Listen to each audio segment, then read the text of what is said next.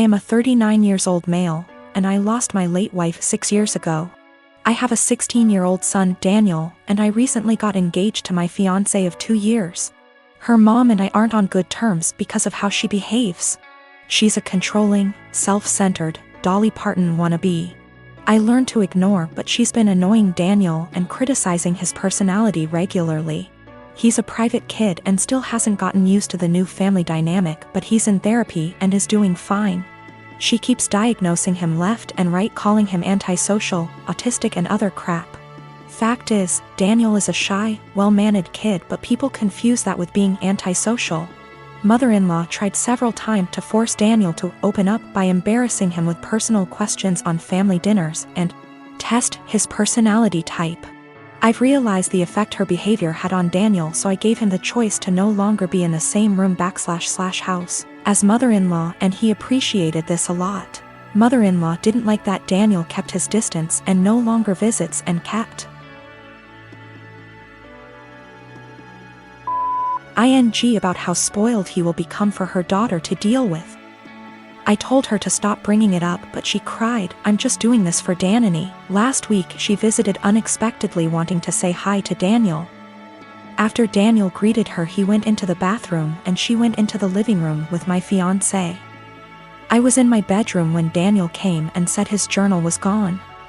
We looked for it but didn't find it. I asked my fiancé, who was alone in the kitchen, but didn't see it. I paused for a second to ask where mother-in-law was. My fiancé said in the living room, but I saw her coming down the stairs. I asked where she was. She said the bathroom. I saw her purse in hand, so I bluntly asked if she took Daniel's journal. She looked offended and called for my fiancé when I insisted to see inside her purse. She wanted to leave, but I didn't let her. Fiancé told me to stop it, but I insisted, and the journal was there. Mother-in-law tried to explain this was her only chance to get to know Daniel better because she cares about him. I blew up at her and berated her for stealing from my son and told her she's banned from my house for the stunt she pulled. She argued with me, then left. My fiancé apologized for her but said banning her from the house was over the top. It backlashed and father-in-law argued and hoped his daughter realizes how I am and call off the wedding for refusing to apologize to Mil. Fiancé said her family won't come to the wedding till I reconcile with her mom and cancel the ban, but I won't let my son be disrespected in his own house and asked my fiancé to understand. I'm refusing to reconcile but am aware this could ruin my relationship with all my in-laws, not just mother-in-law, and my fiancé thinks I'm selfish to cause drama.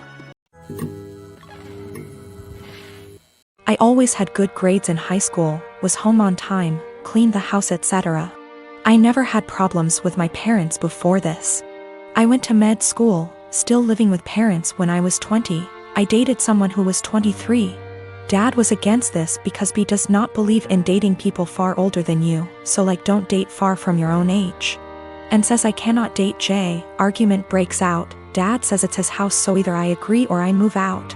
I say it's not fair as Jay has a job, goes to college, has future plans, etc. Dad kicks me out. Mom agrees with his decision. Little bro was only 14 at the time.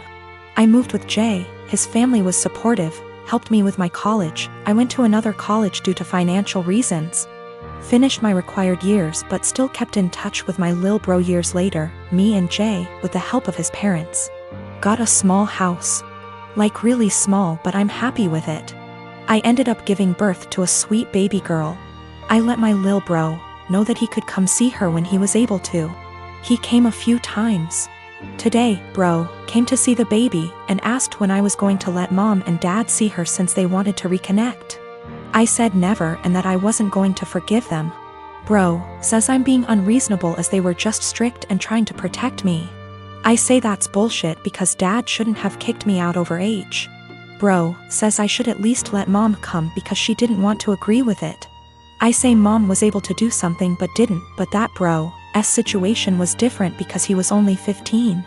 Bro is upset because he says mom and dad regret their decision and just want to reconnect and that I am dragging this entire situation. I told him that if he thinks I'm dragging it out, then he can stay out of my life too. He's angry and says that I need to move on and that I shouldn't be withholding them from seeing their grandchild. I say that they disowned me and so have no grandchild from a daughter that doesn't exist. I don't hate my bro, and I, kinda, get what he is saying, but I just have a resentment for my parents. It's not like I had a baby just to put it against them, but my lil bro thinks I'm going go die on a hill with them for something done several years ago, and it's petty.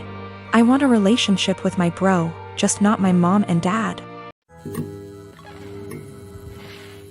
I, 29F, dated a guy Joe, 30M, for 3 months before he left me to go back to his ex Kim, 30F. Right after we broke up I found out I was pregnant and now I'm at 24 weeks. I let him know and he was ecstatic. Turns out his girlfriend had fertility issues and would likely never be able to get pregnant naturally, and he has always wanted to be a father. Getting back together was out of the question for both of us, so he's still with his girlfriend.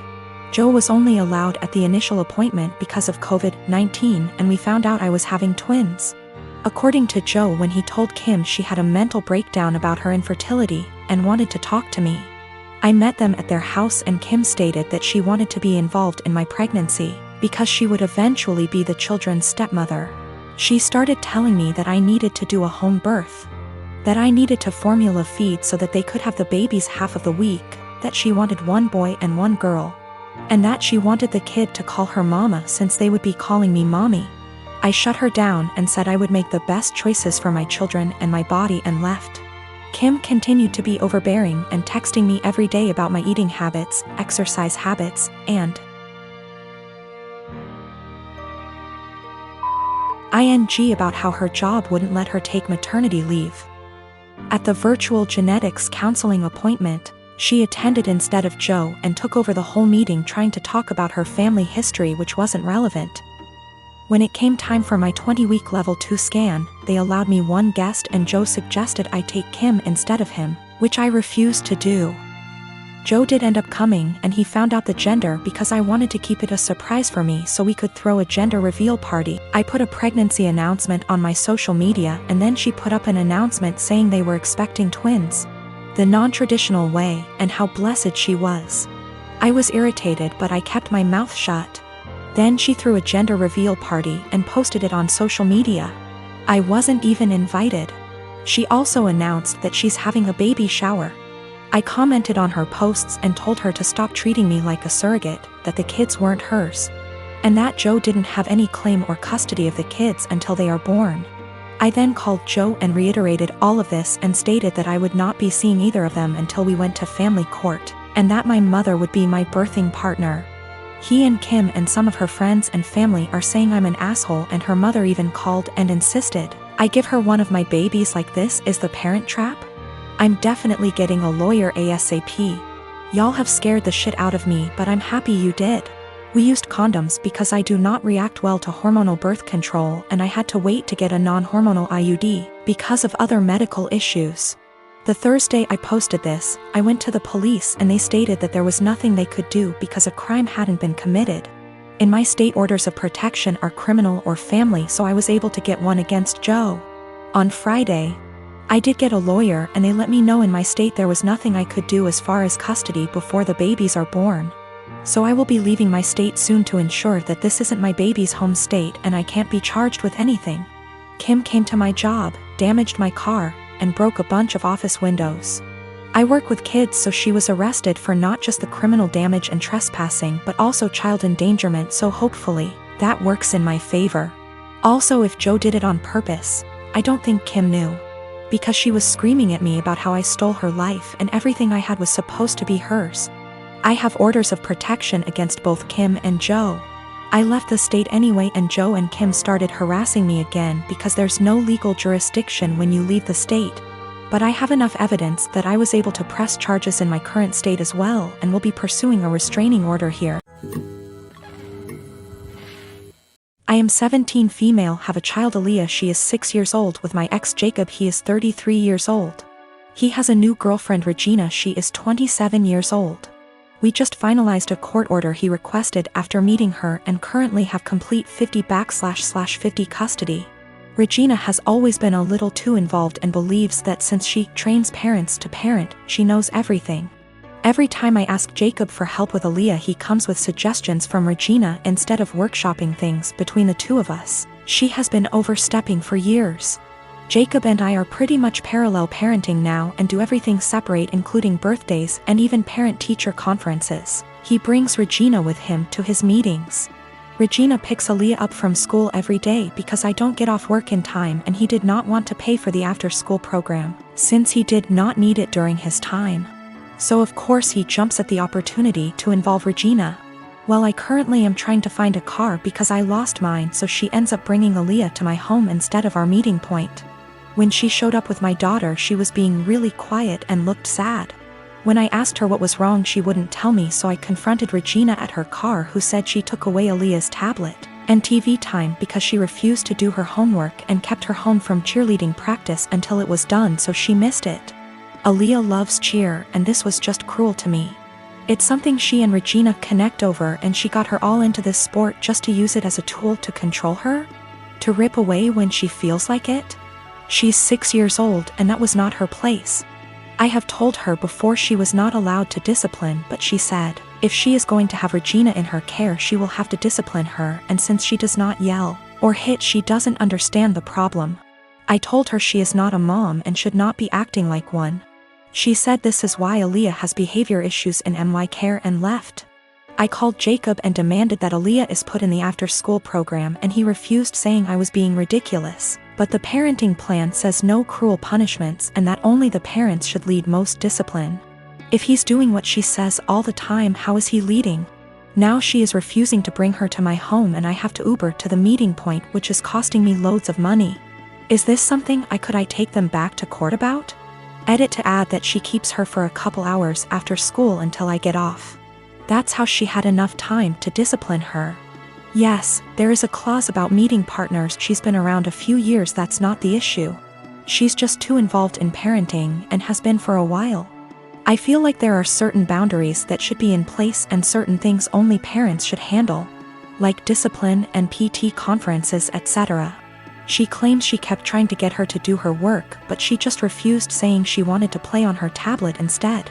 She should have called me or her dad when this happened. Cheerleading was Regina's idea. She was a cheerleader and pushed for Aaliyah to join. Aaliyah fell in love with it, and now I feel that Regina is using that to control Aaliyah. Do what I say or no cheer. She's 6. If she kept refusing to do her homework, she should have called me to discuss a consequence. If she's alone with Aaliyah during either parent's time, she needs to discuss with both parents what the course of action should be for discipline. She is not a teacher. She is not a professional we are paying for, therefore guidelines need to be followed.